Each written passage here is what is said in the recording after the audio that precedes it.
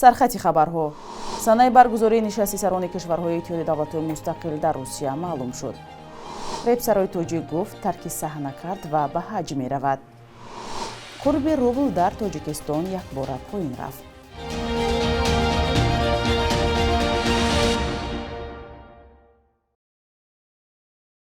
سلام بیننده‌های عزیز، با امیدی صحتمندی شما برنامه نویدی بامدادی رو از استودیوی دوشنبهگی رادیو آزادی تقدیمتان میکنیم.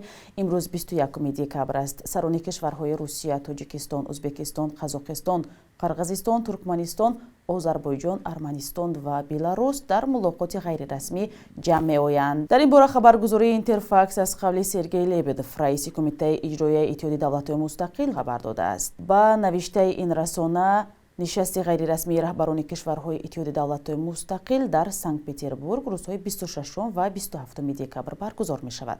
درباره سفر امامعلی رحمان پرزیدنت تاجیکستان در نشست غیر رسمی سران اتحادیه دولت‌های مستقل خبری رسمی نشر نشده است. اما سال گذشته رئیس جمهوری تاجیکستان در نشست غیر رسمی سران کشورهای عضو اتحادیه دولت‌های مستقل در سنت پترزبورگ روسیه شرکت داشت. دعوتی رهبران کشورهای عضو این سازمان پیش از سال نو با مسکو یک عادت دیرینه پرزیدنت روسیه ولادیمیر پوتین است که در این سازمان سیاسی نقش اول می‌بازد. اتحادیه دولت‌های مستقل بعد پشتخوری اتحادیه شوروی تأسیس شده. با قول تحلیلگران با عضویتش آن جمهوری‌های سابق شوروی داخل می‌شوند که با مسکو و کرملین همکاری و شریکی استراتژی دارند. شهباز شریپوف یا شان امسی رپسرای معروف توجیک گفت که رپ را بس کرده است و برای ادای حج عمره به مکه و مدینه سفر می‌کند. خود او روز 20 دکبر در یک صحبت کتبی با رادیو آزادی گفت سفرش به خانه خدا روزهای نزدیک پیش بینی شده است. او گفت 13 سال رپسرایی کرد اما چیزی به دست نآمد و دیگر به تمام ترک صحنه کرد. شان امسی گفت مرا علاقه قاری صلاح در عربستان سعودی انتظار است و همین هفته به حج می‌روم. قاری صلاح مسئول صحیفه صلاح جامعه در شبکه یوتیوب است و گفته می شود که او تمام خرج شان امسی را برای رفتن و آمدن خانه خدا پرداخت می نماید.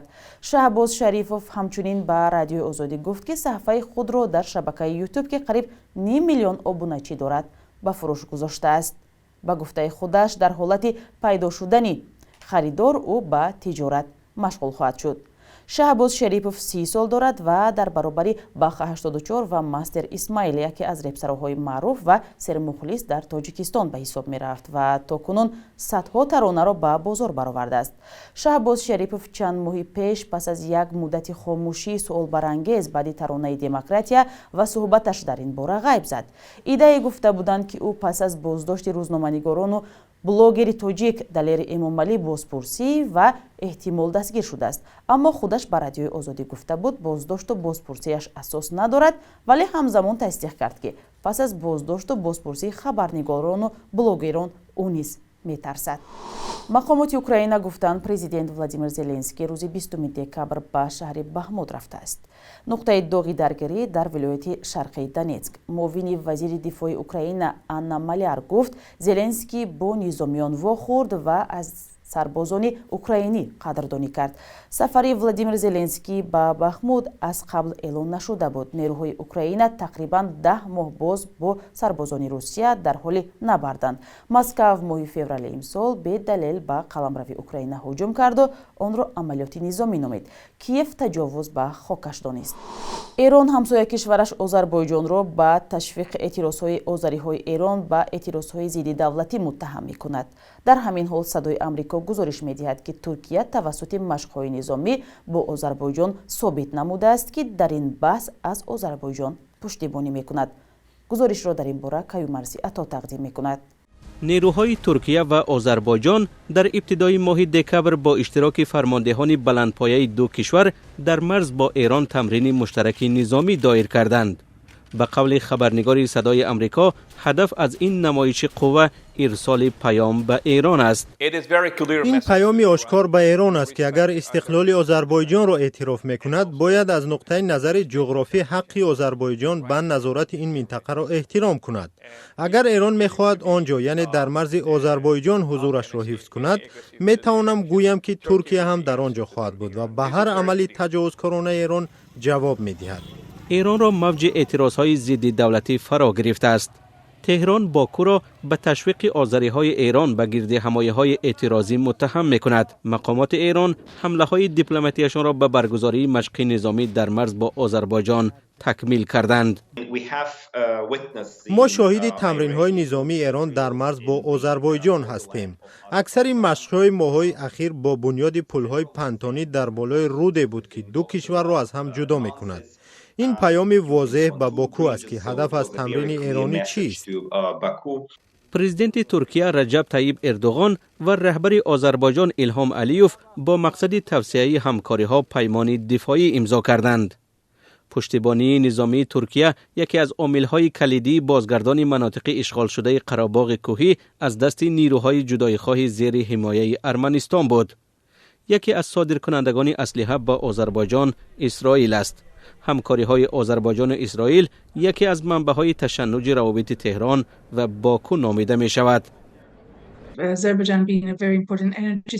آذربایجان از نقطه نظری امنیتی تامین کننده مهم انرژی به اسرائیل است. ایران از آن نگران است که آذربایجان به اسرائیل اجازه می‌دهد که از قلمروش برای هدف قرار دادن جمهوری اسلامی استفاده برد. همچنین باکو ایران را از آن جهت تهدید می‌شمارد که در آن اقلیت بزرگی آذری به سر می‌برد. همه این دلایل‌ها باعث شد که آذربایجان در اسرائیل سفارت باز کند. در گذشته رهبر آذربایجان از تشنج با ایران جلوگیری میکرد، ولی حالا با دستاوردهای نظررس نظامی و متفقان نیرومند تصمیم گرفته است که برای حمایت از حق آذری‌های ایران اقدام کند. سازمان هلال احمر با 247 پناهجوی نیازمند افغانستانی در تاجیکستان یاری پولی رسانیده است.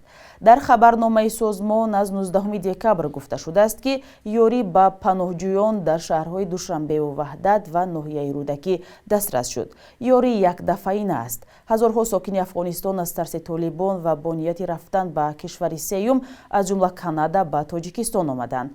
در کشور بیش از 10,000 پناهنده افغانستانی ثبت نام شدند. مقامات 10 نفر آنها را به دلیل به گفتهشان رعایت نکردن قاعده‌های بود و باش از کشور راندند. سازمان‌های بین‌المللی رفتار تاجیکستان را تنقید کردند. بخش یک روزی تاریخ را همکارم خیرمان بقازاده تقدیمتان می‌کند که مهمترین تحولات تاریخی 21 دکبر را فرا می‌گیرد.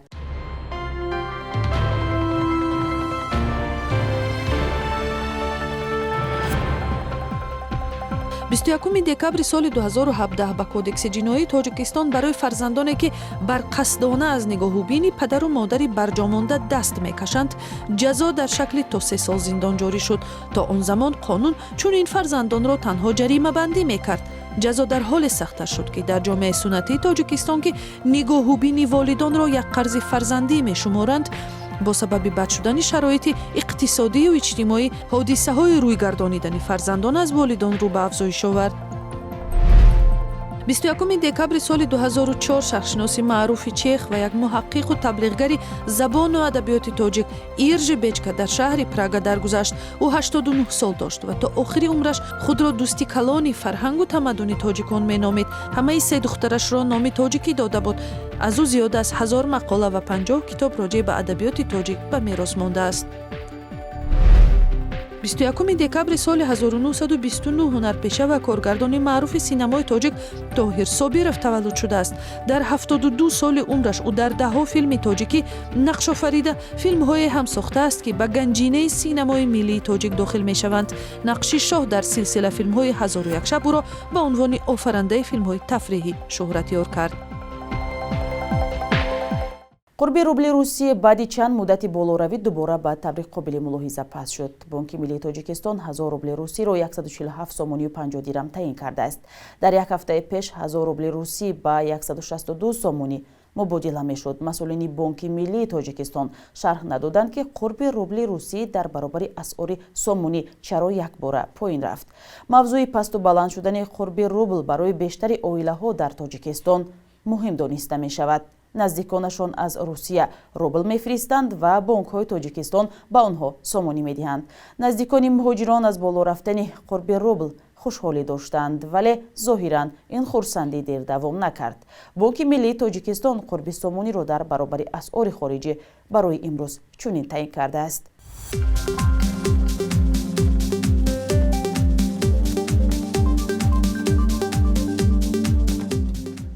шумо навиди бомдодиро тамошо кардед. назар пешниҳодҳои худро ба мо нависед. То фардо дар ҳамин вақту соат хайр. худо нигаҳдор.